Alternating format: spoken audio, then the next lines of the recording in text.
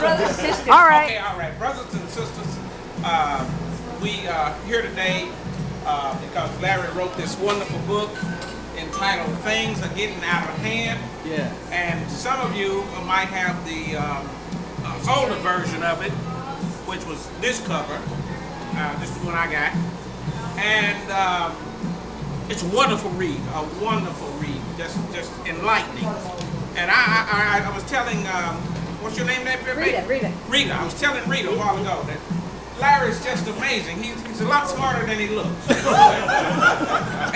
just a hell of a guy. He really is. And so at this time, let's give a great big warm welcome for Larry Buford.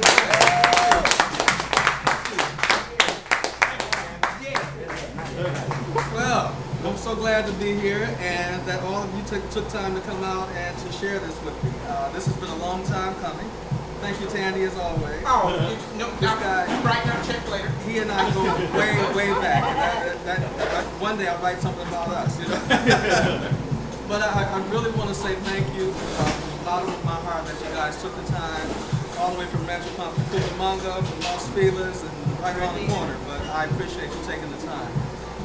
This book was originally published a couple of years ago, and through no fault of my own, circumstance, I never got around to promoting it properly. So some of you may have the first version, but there's some other things in the newer version that you may have missed on the first version. And if you don't want to purchase a copy for yourself, then you may want to purchase it for someone else. Okay, I want to get this book in the hands of as many people as I can. What I'm finding out is that there is I get a lot of comments and feedback from people who say they read it, they put it down, they pick it up, they want to read it again. They get a lot out of it. And so I figured, if I'm getting that kind of feedback, how many more hands can I get this book into? And so if you can help me, spread the word, get the news out there that this book is available. It's on Amazon.com. It will be here at Smiley's here. We got it at Esselwan. I even got it in a bookstore up in Santa Barbara called Chaucer's. So I'm going as far reaching as I possibly can. If you guys know any bookstores in Rancho Cucamonga, I'll bring them out there too. Okay. There is a question. Uh-huh. Did Esselwan relocate? Yeah, they did from La Brea. They're now in Lemur Park. Oh, okay. Okay. Before I get started on anything, I'd like to acknowledge all the guests in attendance here. First of all, I got the Curligons here up front. This is Cliff and Kim Curligon, a very good friend of ours. We've got Rita there, that's the photographer. My longtime friend. Mr. and Mrs. Bell here, Frank and Georgia. Mr. and Mrs. Bonner, Jimmy and Bonner there from Rancho, as I said. Rondulus Tandy. He always introduces himself as Tandy, but he does have a first name. It's called Rondulus. But he said, don't call me Ron. If you can't say Rondulus, just call me Tandy. And then here in the back, we've got Mr. and Mrs. Wright, Greg, and Tommy. Okay, there we go. And then our cousin Lee in the back. Our sister-in-law, Linda Wallace there.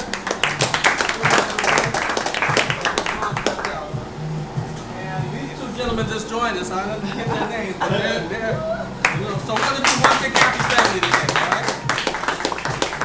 And of course, our hostess of the mostest, Gwendolyn, who makes a mean smoothie. All right, I'm going to read something to you. Thought for the day. I'd rather be a could be if I cannot be an are, because a could be is a maybe who is reaching for a star. I'd rather be a has-been than a might have been by far. For a might have been has never been, but a has was once an are. That was written by Milton Berle. I say that because it's, to me, living is in the trying. And that's what this book's about, you've heard the old saying, nothing beats a trial of failure, You have a lot of people who they look at a situation and say, why? And who is it that John Kennedy said, ask not what your country can do, but ask what you can do for your country. I stand here today to say that there are so many things that we can do individually. Okay, there's a lot of things out there that are way outside of our control. But the things that are within our control, I'm promoting this, that we do them and do them with diligence. Okay, what are we doing in our own little circle, in our own little spot? Okay, we're here. We go to church every Sunday or wherever we do, we get a good message and then we walk away and it's like walking away from the mirror. You forget how you look, and you got to go back. We need to really to keep the saw sharpened. Keep ourselves in touch with things that are true.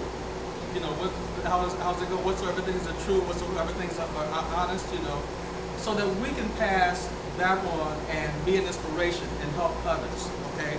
Now we're walking on our own right now, but there's going to come a day where we're going to sit in that proverbial rocker, and we got to think about the generation that's coming behind us. What are we leaving behind? What is this next generation going to look like? And we have to start rolling up our sleeves and doing something about that now. Okay, we're already seeing it in the courts, the way this whole system is going. The value system has changed so much. And people say, well, what is truth? Well, truth to me is you live and you die. The sun comes up every day and it goes down at night. Okay, those are truths. Okay, now where people now are getting off into this gray thing, this gray area where, well, nothing's absolute. Well, I beg to differ. Can you tell me where you came from? Can you tell me where you're going? When you can answer those questions, then okay, then maybe I'll sit down and listen to you. But nobody has figured that one out yet. So when they say, and I hate when people talk about this Big Bang Theory, I think I am a little bit more intelligent than that, Tandy. We didn't come from monkeys and we didn't come from fish. I do not believe we did that. It's just too much intelligence. Look at what they're doing in the schools to our kids. They're telling them that it's okay to do this and to do that. You see it all in the papers. I won't hit on one particular thing. But they're taking more and more of the control out of parents' hands and giving it to the teachers, and giving it to police authority, giving it, but everywhere but where it should be, in the home. Where's the outcry? There's so much apathy out there right now. People say, well, why should I do it? It's not going to make any difference. One individual can make a great big difference in a lot of lives, okay? So what I tried to capture in the book, with a little humor and with some thoughtful things about what's going on around us, is to encourage people to look at your resources, look at what you have to work with, and deal with that. Don't worry about what you don't have, what Johnny's got over there, what Sue's got over there. What do you have to work with that can make a difference in someone else's life? The thing that you may think is so insignificant may mean the world to somebody else. And we have to take the time to do that, okay? I also included in the book some original songs.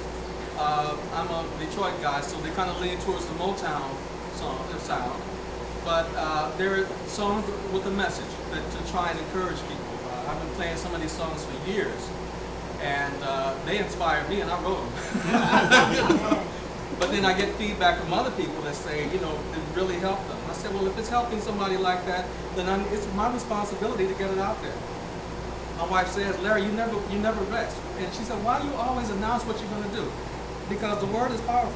If I say I'm going to do it, I'm going to do it. I'm going to back my own words up, You have to put yourself under pressure sometime to do it. Otherwise, it may not get done. So I challenge myself. I push myself to try and live life. This may be the last moment I have on earth. You never know. So have we done all that we can do with what we have? Okay? And so now, to give you a little history about the book, I started, Lorene, she said, Larry, all your writing is geared to your songs. Why don't you write something else? Way back in the day, I used to try and write children's stories. And when I was 10, I tried to write my first editorial. I got whooped behind it. My dad didn't like what I wrote, so I'll tell you that story later, But when she said that, I said, okay, yeah, let me take a break from the music. And I started writing these articles and going to workshops. And then 911 hit. And when that happened, it threw us in a sort of recession. And the newspaper industry was hit because people weren't advertising anymore. And the bulk of their revenue is advertising. So it's just had a trickle down effect over the years, and they have industry-wide right now, their revenues are down $26 billion, okay? So what newspapers started doing is laying off people and, reducing their, their content. They shortened the pages and all sorts of things. So it left less chance of you getting, especially as a freelancer, getting published in the newspaper. So I said, okay, you guys won't pay me, so I'll just take the articles that I'm writing, put them in a book, and that's how this came about. So you got the book and you got the CD in there, full package, right? And so I'm still getting published in the Long Beach Times, Hub City News in Compton, LA Sentinel, Michigan. a couple others here, the Michigan Chronicle, the Kalamazoo, different newspapers, either online or in print. They're still, putting my stuff out there. And if you want to, you can pass this around. I think you guys might have seen this. I don't know. But if you want to just scan through it, you can look through it. And just kind of see some of the articles that have been, published out there, okay? Do we have any writers in the house? Anybody aspiring to write? I wrote a letter once. You wrote a letter once? You need an editor? Did you mail it? Yeah, I'm already. We have an author over here. We have 7 over here. Oh, yeah, right. Tore it up. I just want to touch on that a little bit. A lot of people, I'm sorry, I'm maybe moving a little too fast. Any questions on anything I've said so far that I could elaborate on? Anything? Okay. Writing is not difficult, but it does take some concentration. But I think where a lot of people get discouraged is they try and write and edit at the same time. I can do that. Most people can't. Okay, thank God I got the gift. But a lot of people can't get past the first sentence because they're too busy editing. So the thoughts that's coming up that they want to express, it gets derailed. Okay? And so what I suggest to people, if you're writing, just write it all down first. Write it down. That's why you got editors. So when you get done, put your thoughts down the way you feel them, the way they're coming to you, then you can go back later and edit and, add, delete, change, whatever, But at least you've got the crux of what your thought is down. Okay, that's what's on my card here. My mantra, write it down. Okay. So, and you can ask my wife, she'll attest to this, 2 or 3 o'clock in the morning, I gotta get up. If the thought comes, because I don't care if it's A, B, C. If you think you're gonna lay down and remember that when you wake up, chances are you're gonna forget it. Is that right? So, So write it down. Night. I keep a pad or a little micro cassette next to, my bed so that, if a thought comes up, I can capture it and get in, and then go back to sleep. Because if I don't write it down and do that, I'm going to rest, toss and turn, for the rest of the night anyway. So I may as well get up, okay? So I can do that. Greg, I think you know about that. Greg is, I'm going to introduce him. He is he's my buddy, my partner in crime. He's a well-known producer, former Motown producer. He worked for Diana Ross and Marvin Gaye and those people way back in the day. And so I do know for using him as an example to underscore what I'm talking about. When the thought comes, you gotta get on it, right? That's right. Absolutely. Okay. Let's see. Did I miss anything? I'm not. Okay. Well, things are getting out of hand. And if you notice, I didn't say things have gotten out of hand because we have to leave room for hope. There has to be a glimmer of hope. I don't want to say it's gotten out of hand to a point where people say, well, so what's the use in even trying? Well, again, it's in the trying. That's where we find the reward, the substance of life, in the trying. And I use an analogy of a football game in the book. You move a few this way, you move a few back that way, but the one with the fortitude, the one that's got the determination, in the end will be, the outcome will show what team or who that individual or whatever is, So life is the same way. We have to put forth the effort. A lot of us think we don't have the talent. I'm reading a book right now called what is it? Acknowledge your strengths. Okay. Discover. We've been conditioned to think that we've got to work on our weaknesses. You know, when we go to work, you know, they give you these workshops or things to go to. Well, Larry, you can improve in this area, so we'll send you here. But they don't give you the incentive to, you know, work on, you know, to exercise and express your strengths. You know, and so, you know, how many in here feel good about getting up and going to work to the job they have? Okay. And that's probably because you get a chance to express that strength, that thing that you like to do at some point during that 8-hour day that you really enjoy doing. Now, if you're on a job now, I'll use this as, and not knocking the auto industry, I just decided after 6 years I didn't want to do that anymore. Somebody else can do it. But I had no incentive for that job except the paycheck. And that got old after a while, you know. I mean, it's like, okay, so you can get stuck in jobs like that where there is no incentive, you know. So I've been in management for the last 25 years, and I like calling the shots instead of, you know, being the shotee. I was just, you know, whatever, you know, somebody else calling the shots for me, and I enjoyed doing that kind of work, and that was, you know, rewarding for me, and so.